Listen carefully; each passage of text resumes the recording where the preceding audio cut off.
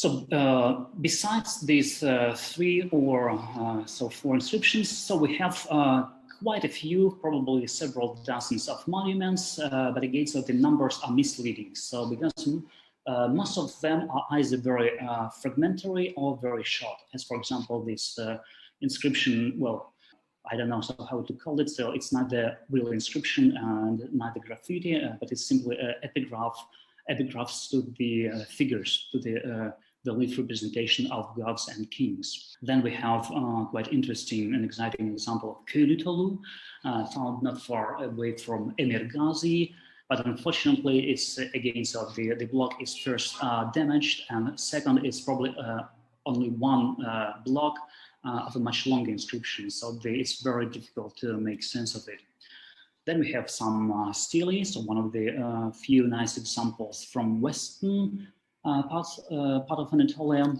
And then we have some sort of graffiti. Again, so this is true graffiti in this sense. In this case, so they again accompany some reliefs. Well, basically, it's names, titles, and that's all.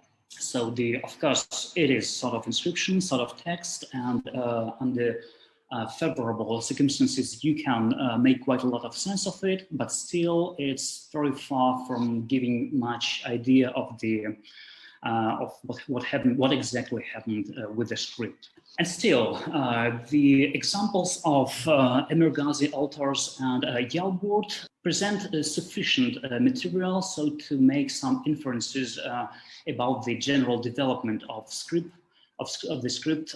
So between say 15th century before Christus and the early Iron Age. And this is something which one would expect very readily. So because we have, well, basically it's the continuation of the same line which we saw, so the comparing, so the late text from Carchemish and the early example from Carchemish R4.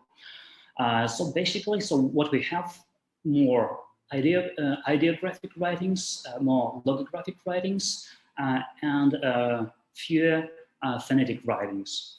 Although one should say that it is basically already well-developed system. So again, so you can see that so basically with ideograms are encoded only things which are quite obvious in the context, and in a way felt so the scribe felt it would be redundant so to write so the whole thing. So of course it's quite clear. So for example the first clause is quite clear syntactically, and of course the rex can be nothing other than the subject of the clause, and of course it would be so it would take too much effort so to write handa wa ti instead of just writing one sign, which already gives a pretty clear idea of the syntax of the clause.